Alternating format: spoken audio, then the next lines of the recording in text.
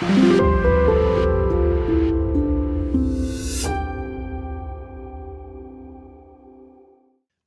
to the Big Beautiful Bill, the good, the bad, and the taxing. I'm Philip Corson, a certified financial planner professional and estate attorney for more than 20 years. And I'm Mike Flanders, a CFP with a couple extra decades of experience helping retirees and pre-retirees make smart tax decisions.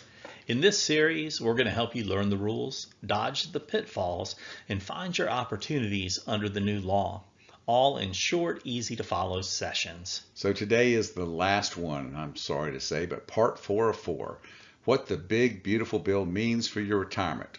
A recap. That's right. Today we're wrapping up our series on the Big Beautiful Bill.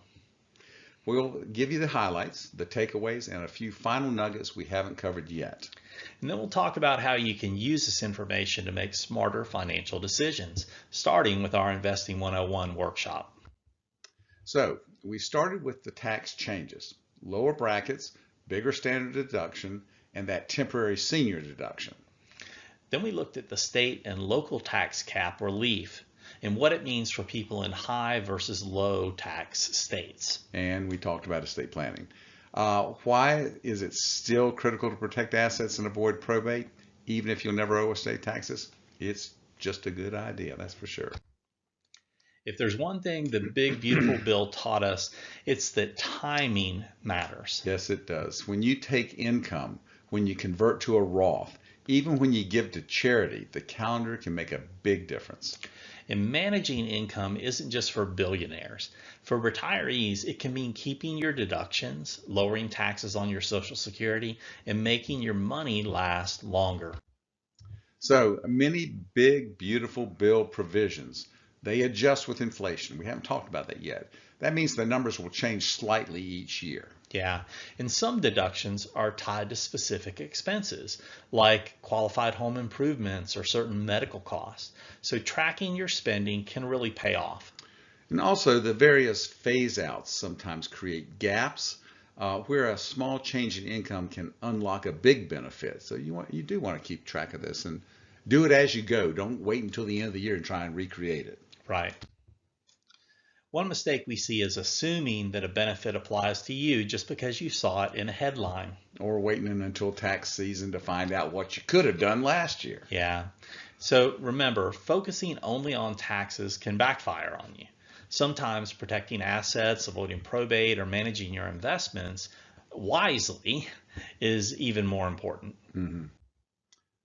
And now for my favorite part, let's open the mailbag, tackle some real life questions from some real life people. We're jumping in quicker today. So here's the first question from Deborah in Charlotte. Sometimes it's hard to find doctors who take new Medicare patients. Will this temporary increase in payments make it easier to get appointments? Well, in theory, it should help in the short term by making Medicare patients a little more financially attractive to doctors, but it's definitely not a permanent fix. Yeah, with 10,000 baby boomers turning 65, and this is the kicker, every day, this probably is not going to be a problem that's going to go away anytime soon. Yeah. Next, we've got a question from Bob and Della in Lake Wiley. We were thinking of tapping into our home equity for a kitchen remodel. Can we still deduct the interest under the new rules?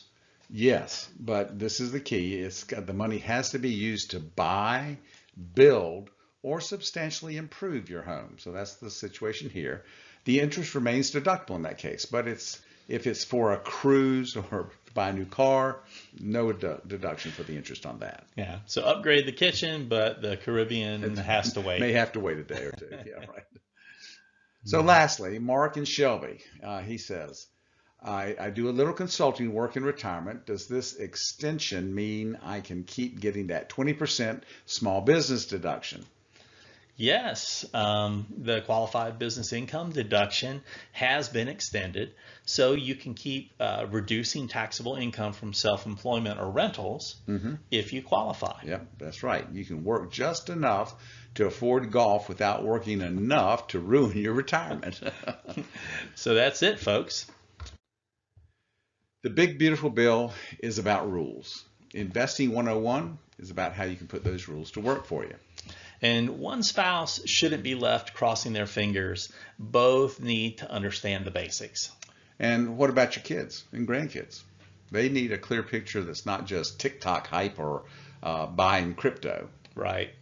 So we'll cover what really builds wealth, why simplicity beats complexity, and how to avoid the big mistakes. And yes, there will be breakfast or dinner because these conversations deserve more than just a cup of coffee.